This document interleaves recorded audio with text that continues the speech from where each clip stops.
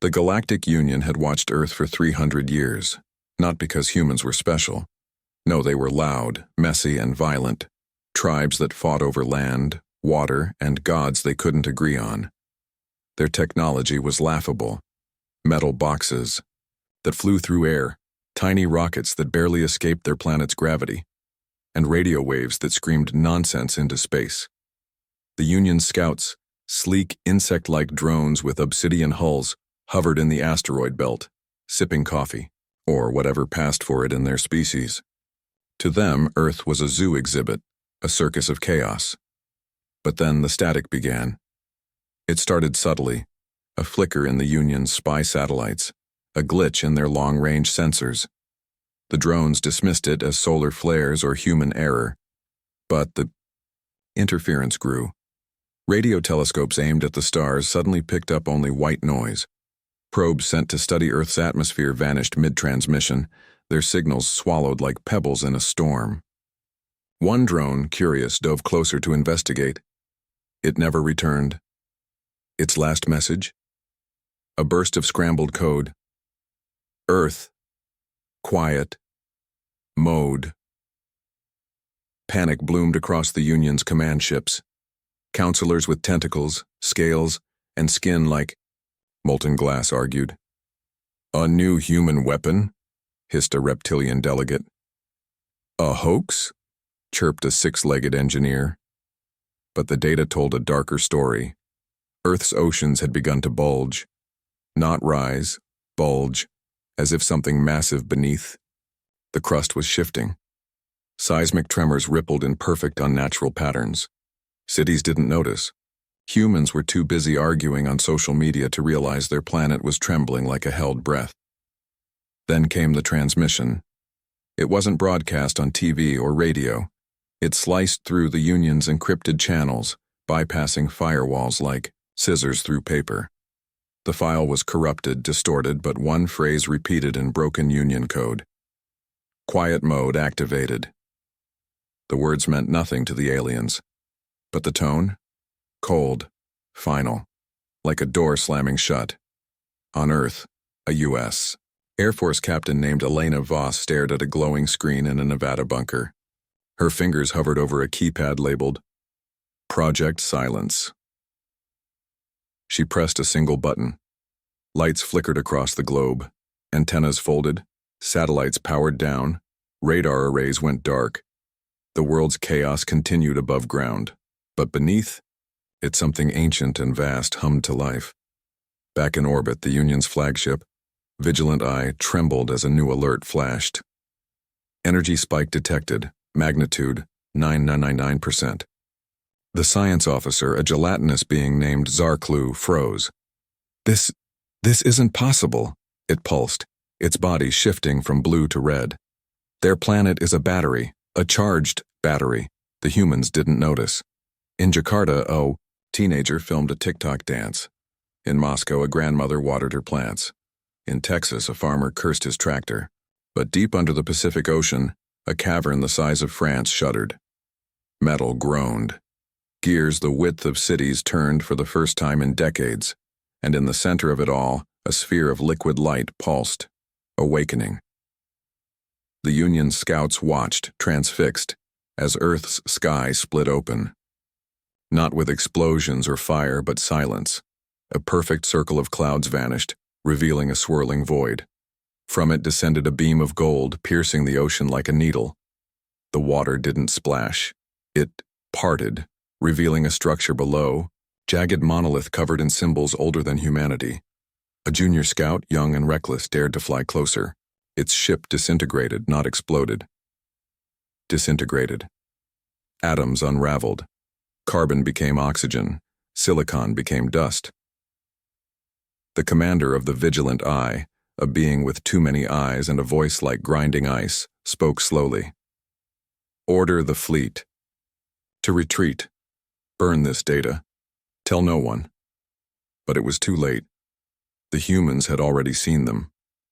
And quiet mode. It wasn't a warning. It was a promise. The Galactic Union's panic spread like wildfire. Their scout drones, once arrogant in their invisibility, now buzzed nervously at the edge of the asteroid belt. For centuries, they'd mocked Earth's primitive wars, its nuclear tests, its chaotic politics. But now Earth had erased one of their ships like it was nothing. A council of warlords, scientists, and diplomats convened aboard the Vigilant Eye. The room pulsed with holograms of Earth's recent tremors, the vanished satellites, the corrupted transmission. "Quiet mode?" hissed a reptilian general. "What does it mean?" "It means we've underestimated them," said Zarklu, the gelatinous science officer. "Their planet isn't just a battery, it's a gun." The commander, a towering being with eyes like shattered glass, slammed a clawed fist on the table. "Send a task force disguised, we need answers." They chose the Silent Fang, a sleek black drone designed to mimic meteorites. It slipped into Earth's orbit, cloaked in a shimmer of light-bending alloys. From the surface, it looked like a harmless shooting star. But inside, it bristled with sensors, cameras, and a weapon capable of vaporizing a city. Its mission: locate the source of the tremors. Earth's atmosphere greeted the Silent Fang with turbulence. It dove toward the Pacific Ocean, where the energy spike had originated. Below, waves churned unnaturally as if stirred by a giant's hand. The drone's scanners whirred, mapping the seabed. Then, a flash. White light. The Silent Fang exploded. Not from a missile or laser. No warning, no attack. One moment it was scanning. The next it was molten slag raining into the ocean. Its final feed showed a blur of steel and fire tearing through. The sky, a shape too fast, too vast to comprehend. Back on the Vigilant Eye, alarm screamed. Zarklu's gelatinous body turned crimson. "They're using quantum fragmentation," they pulsed. "They didn't destroy the drone. They unmade it." On Earth, Captain Elena Voss watched the drone's demise on a grainy screen in her Nevada bunker.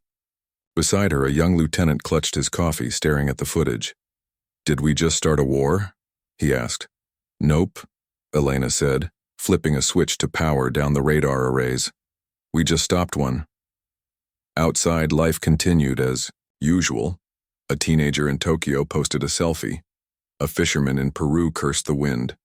A politician in Brazil ranted about aliens invading Mars, a planet humans had never set foot on. But beneath the surface, the world held its breath. The Union wasn't done. 3 days later, a second drone descended. This one was smaller, a spider-like probe designed to land undetected. It crashed into a forest in Siberia, its legs digging into permafrost. Camouflaged, it began transmitting data: soil samples, radiation levels, and, most importantly, a map of underground structures. The probe's camera zoomed in on a metallic plate buried deep in the ice. It was etched with symbols: a spiral, a sword, and a crescent moon. The Union's linguists scrambled to decode it. "It's Russian," one cried. From the 20th century, the Cold War, Zarklu's body flickered with realization. They've been preparing for centuries. Back in 1962, during the Cuban Missile Crisis, a Soviet radar operator had glimpsed something impossible: a metallic meteor hovering over Ukraine. He'd reported it, but the government dismissed him as a drunk. Months later, a secret memo arrived from Washington. "We know you saw it. Let's talk." By 1975, the US and USSR had a pact.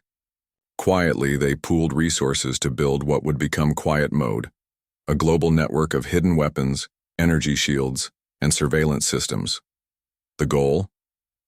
To mask humanity's true power until the day it was needed. The Spider probe's victory was short-lived. As it transmitted its final data, a crack split the ice beneath it. A beam of light erupted, vaporizing the probe in a 100-foot radius of forest. The Union's analysts stared in horror at the probe's last image. A single word, glowing faintly, on the metal plate: Tsar Bomba. The largest nuclear bomb ever detonated. But the humans hadn't stopped there. They'd weaponized it, and far worse. The Vigilant Eyes commander ordered a retreat. "We're dealing with a species that turns war into art," they growled. "Burn the data, erase the logs." But the damage was done. Across the galaxy, rumors spread. A trader on Vega swore he'd seen a human ship dismantle a black hole. A pirate on Neptune claimed a human engineer had rebuilt his ship's engine with a wrench and a prayer. None of it was true. But none of it needed to be. Fear, after all, thrives on myth. And Earth? Earth had become a myth. For 18 months, the Galactic Union kept its distance. No probes, no drones, not even a whisper. The Vigilant Eye floated at Jupiter's orbit. Its sensors pointed at Earth like a child staring at a locked attic door. The High Council argued, in circles. "They're gods," hissed the reptilian general. "No," countered Zarklu, the gelatinous science officer. "They're worse. They're patient." Then, without warning, Earth's sky tore apart. It began with a soundless flash, a pulse so bright it blinded observatories across the galaxy. On Earth, clouds didn't scatter. They vanished, as if erased by an artist's hand. A grid of glowing lines spread across the heavens, forming a hatch the size of a continent. From it, shadows descended, mile-high warships. Their hulls were seamless black glass reflecting no light, absorbing it. Weapons bristled along their spines, turrets that glowed like trapped stars. Atmosphere ignited around them, not from heat, but sheer presence. Lightning danced in their wake. Oceans rippled. Continents quaked. In Moscow, a grandmother dropped her watering can, staring at the sky. In Nairobi, a teacher paused mid-lecture as the ground hummed beneath her feet. In Tokyo, a teenager filmed the spectacle on shaky hands, captioning it, "Is this real? Aliens?" But the ships weren't invaders. They were messengers. From every nation, humans emerged. Not soldiers, not leaders, but ordinary people. Farmers in overalls, engineers with grease on their cheeks, teachers, clutching briefcases. They boarded the ships like commuters catching buses, calm and methodical. No panic, no fanfare, just quiet efficiency. On the Vigilant Eye, the commander's voice was a rasp. "They're evacuating?" "No." Zarklu pulsed, their gelatinous body flickering red. "They're mobilizing. The ships weren't empty, they were alive." Deep within their bellies, fusion cores roared, factories churned, hidden decks buzzed with activity. One vessel bore the name Tsar Bomba in rusted steel letters, a relic of humanity's past, now a weapon of their future. Another, Operation, salting the Earth, carried a cargo bay large enough to swallow moons. The Union's analysts scrambled. Cross-referencing old human wars, they found patterns. Every devastating conflict had been a test, every bomb a stepping stone. Hiroshima? A prototype. The Cuban Missile Crisis? A drill. Even the Vietnam War had left behind strange radiation signatures, traces of energy systems far beyond nuclear fission. "They've been building this for centuries," Zarklu whispered. Quiet mode wasn't hiding weakness. It was hiding preparation. As the fleet vanished into hyperspace, a final message bloomed across every Union frequency. "We watched you. We learned. Do not return." The words lingered like smoke. Part 4. The Silence That Shook the Galaxy. The Galactic Union's High Council convened an emergency session. Holograms of warring factions flickered across the chamber, some demanding vengeance, others cowering. "They'll glass our worlds," screamed the reptilian delegate. A silicon-based entity pulsed calmly. "They seek only peace, but their quiet is louder than our wars." Envoys were dispatched, bearing gifts, antimatter reactors, wormhole maps, crystalline archives of forgotten knowledge. All were returned, unopened, accompanied by a single photo, a child's doodle of a frowning sun. Human diplomats never appeared. Their AI translators replied with rote phrases. "Earth is occupied. Try again later." Rumors spread like wildfire. A Jovian miner claimed to see a human fleet dismantling a rogue asteroid with their bare hands. A smuggler traded a recording of a human singing lullabies to a fusion core, calming it like a baby. Truth or myth? No one dared find out. Only one thing was clear. Quiet mode wasn't a bluff. It was a warning. Part 5. The Unseen Guardians. Decades passed. Humanity remained an enigma, visible only in fleeting glimpses. A fisherman in Madagascar spotted a star destroyer towing a comet into orbit. A Mars colony received a weather report signed Santa Claus. The galaxy obsessed. Poets wrote epics. Children wore human scarecrow costumes on Halloween. But fear lingered. When the Vega hegemony plotted to invade a neighboring world, a single human frigate appeared in their sky. It hovered for 12 hours, engines humming a distorted version of Twinkle, Twinkle, Little Star. Vega surrendered the next morning. On Earth, life went on. Teenagers posted TikToks, politicians bickered. No one mentioned the armada sleeping beneath the ice. Only in dim Pentagon hallways did veterans whisper of quiet mode's cost. Entire generations of astronauts who'd never come home, their bones scattered across dark matter highways.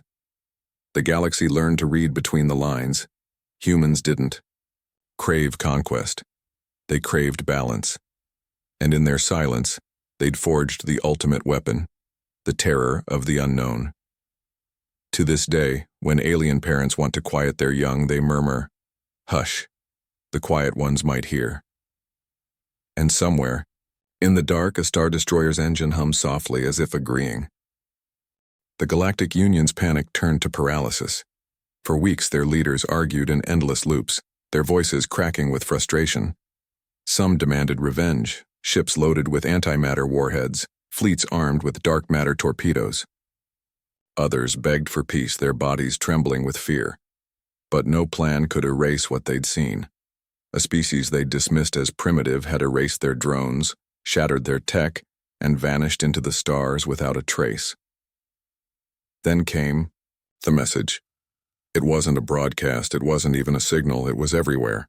Across every Union frequency, every star chart, every AI database, the same phrase appeared. Earth is occupied, try again later. No threat, no explanation, just cold, robotic indifference. The Union's flagship, Vigilant Eye, drifted near Saturn's rings. Its commander, a towering creature with too many eyes and a voice like grinding ice, stared at the text. "They're mocking us," they hissed. "No." Zarklu, the gelatinous science officer, pulsed softly. "They're ignoring us, that's worse." On Earth, life went on. In Nairobi, a girl named Amina sold roasted maize by the roadside. In Toronto, a barista argued with a customer about the price of oat milk. In Beijing, a gamer streamed himself failing a boss fight for the 50th time. None of them knew or cared that their planet had become a myth. But beneath the surface, quiet mode hummed. Hidden beneath Antarctica's ice, a cavern the size of Texas glowed with energy. Towers of black metal stretched toward the ceiling, pulsing with light. At the center stood a sphere, a fusion core so advanced it burned dark matter. Engineers in orange jumpsuits monitored screens filled with alien code. One tapped a button, and the core dimmed. The oceans above shuddered. "They're watching," muttered Captain Elena Voss, the Air Force officer who'd pressed the first button back in Part 1. She stood on a catwalk above the core, her boots echoing.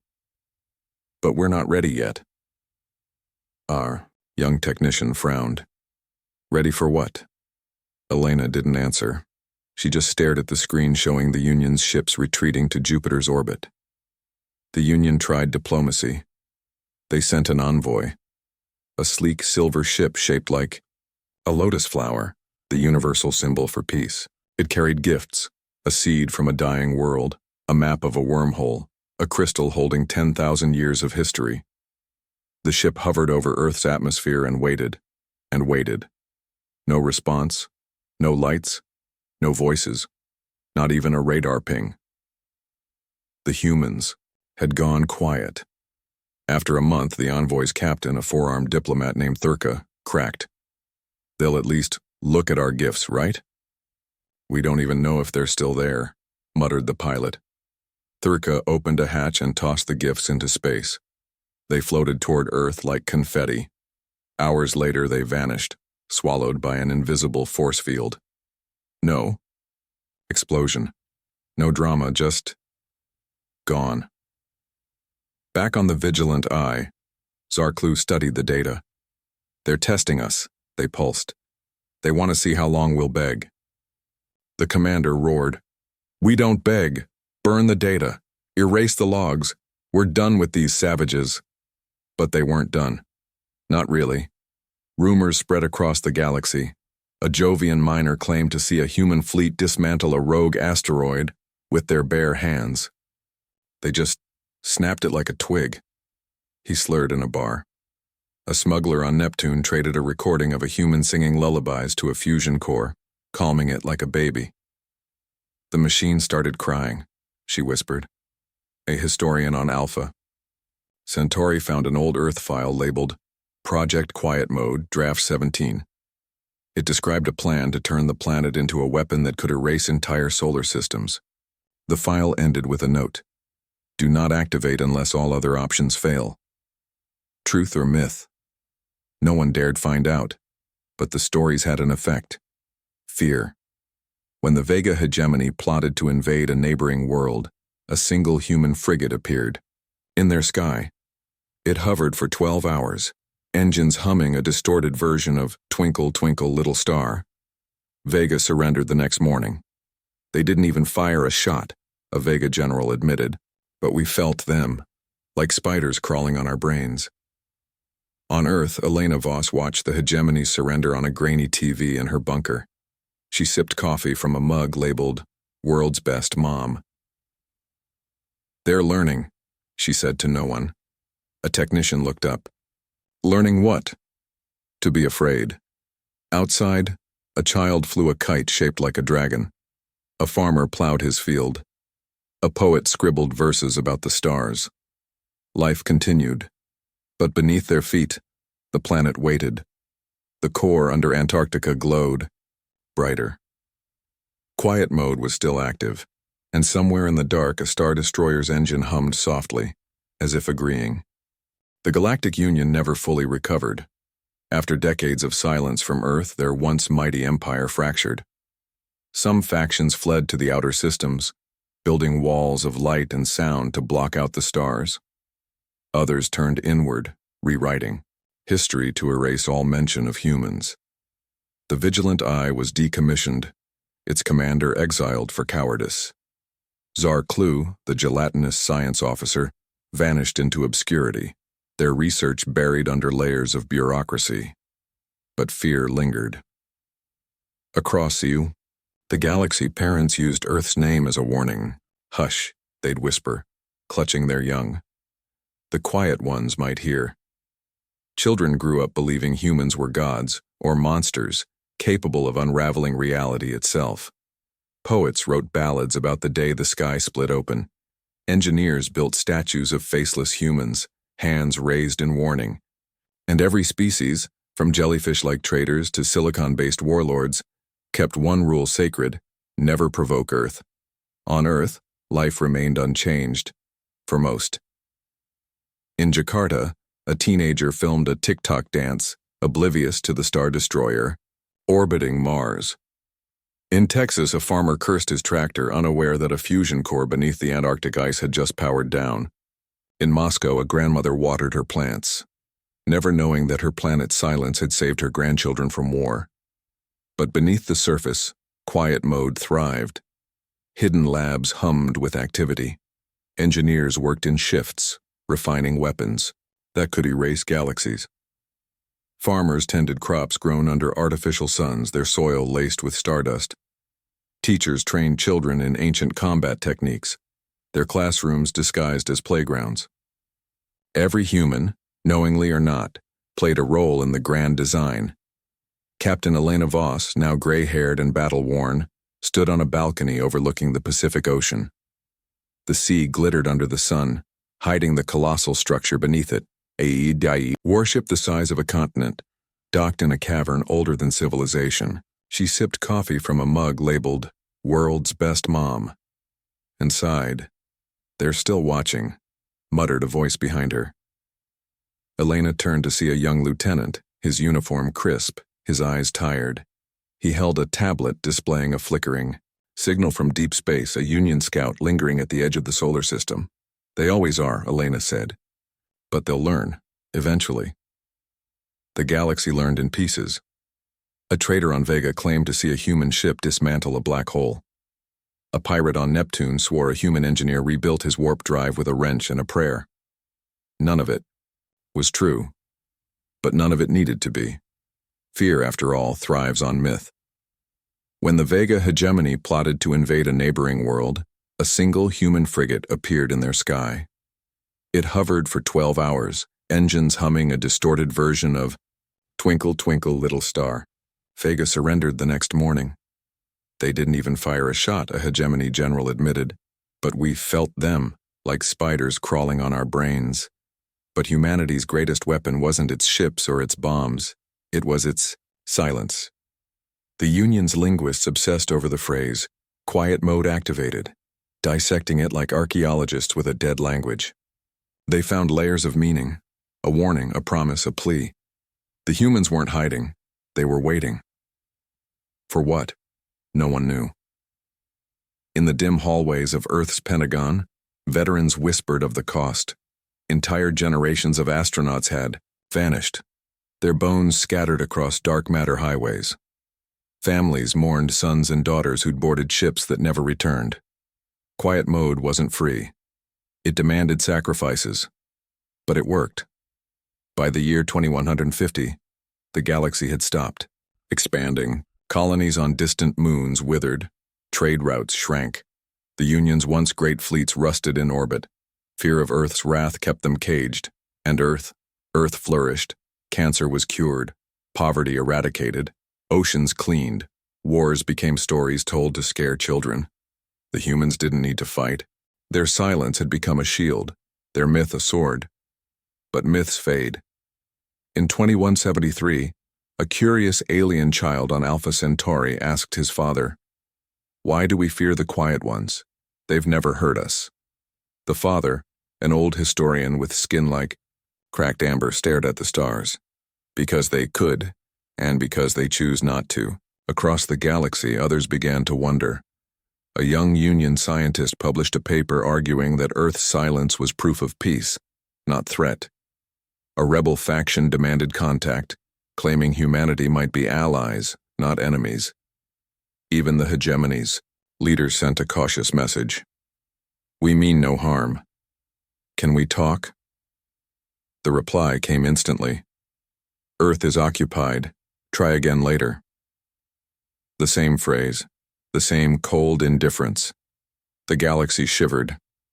On Earth, Elena Voss watched the hegemony's message blink on a screen in her bunker. She tapped a button and the reply sent itself. "They're not ready," she muttered. The technician beside her frowned. Ready for what? For the truth. Outside, a child flew a kite shaped like a dragon. A poet scribbled verses about the stars. A farmer plowed his field. Life continued, but beneath their feet, the planet waited. The core under Antarctica glowed brighter. Quiet mode was still active, and somewhere in the dark, a star destroyer's engine hummed softly, as if agreeing.